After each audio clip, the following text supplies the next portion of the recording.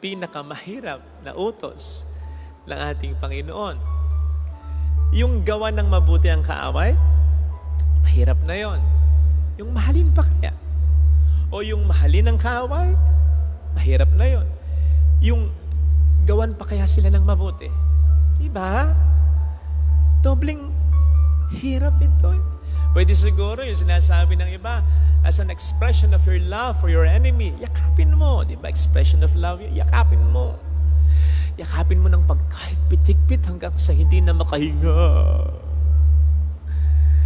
Seriously, ito ay command, utos ng Diyos. Kailangan natin sundin ito, gaano man kahirap. At dito po natin may apply yung sinabi ng pare noon. Wala namang mahirap ang hindi magagawa ng paraan kung gugustuhin lamang. So yun po muna siguro ang una. Gustuhin muna natin.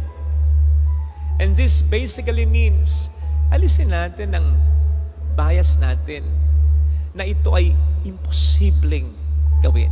Kasi kapag pinangunahan na po natin ang ayaw natin gawin dahil imposible itong gawin, tao lang ako, doon pa lang ang talo na eh. Doon pa lang nagiging mahirap na kahit pa hindi pa natin ito sinisimulan talaga. Kaya, gustuhin muna natin. At papaano nga ba natin ito gagawin? Well, maraming paraan. Pero sa palagay ko, foremost of all these ways is the way of Jesus. Gawin natin ito sa paraan ni Jesus. Sapagkat in the first place, hindi naman po natin ito gagawin ng tayo lang. Gagawin natin ito nang si Jesus ay nasa sa ating kalooban. Ito rin po, again, babalik na naman tayo. As sinabi natin nung nakaraang linggo, napakahalaga na maghari sa puso at sa buhay natin si Kristo. So much so na pwede na nating sabihin, in all honesty, yung sinabi ni San Pablo, hindi na ako nabubuhay, kundi si Kristo nang nabubuhay sa akin. Kasi doon lamang natin magagawa yung mga ipinapagawa ng Panginoon sa atin, sapagkat tutulungan niya tayo na ito ay gawin in as much as siyang unang gumawa nito para sa atin. Siya yung nagmahal sa kaaway. Siya yung nagdasal para sa kaaway. Siya yung nagbigay ng kanyang balabal. Siya ito eh. Kaya para bang sinasabi niya sa atin dito, ito yung ginawa ko, ito rin yung gawin ninyo.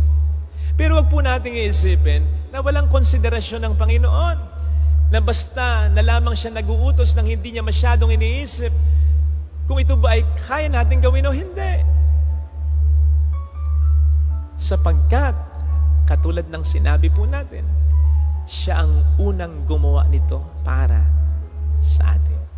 Hindi ko po alam kung napapansin ninyo yung ginagawang paraan madalas sa mga nakatatanda, lalong-lalo na ng mga magulang kapag meron silang inuutos sa isang bagay sa kanilang anak na mahirap gawin o kaya hindi familiar na gawin. Ang isa sa mga ginagawa nilang paraan para ma-convince ang kanilang anak, sila munang gagawa. Halimbawa, pinapahawakan ng magulang sa kanyang anak ang isang aso. Siya munang hahawak sa aso. At sabihin niya, o yan, hawak ko. Safe. Mabait siya. Harmless siya. O kaya halimbawa, may pinatitikman ng magulang na hindi pamilyar ng anak. Siya munang titikim mo, ayan, masarap. O kaya pinalulusong ng magulang kanyang anak sa swimming pool o kaya sa dagat. Siya munang lulusong. And that's to give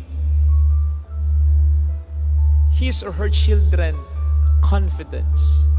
Na kaya, pwede, sapagkat nasubukan na nila. Ganon ang ginawa para sa atin ng ating Panginoong Yesus. Sa totoo lang, pwede niyang iutos na lamang ito sa atin eh. Gawin ninyo, basta gawin ninyo. Pero una muna niyang ginawa para sa atin. Para sabihin sa atin, kung nakaya ko, kaya niyo rin. Father, Diyos siya. Tama. Pero hindi niya ginamit ang kanyang pagiging Diyos para padaliin ang anumang mahirap na naranasan niya. Besides, mas matindi nga yun eh. Kung pagninilayan nating mabuti, Diyos siya. Mas matindi ang dating ng kasalanan sa Kanya. Tayo, matindi na ang dating ng kasalanan sa atin, pero hindi pa yon kumpara sa dating ng kasalanan sa Diyos, sapagkat tayo makasalanan din.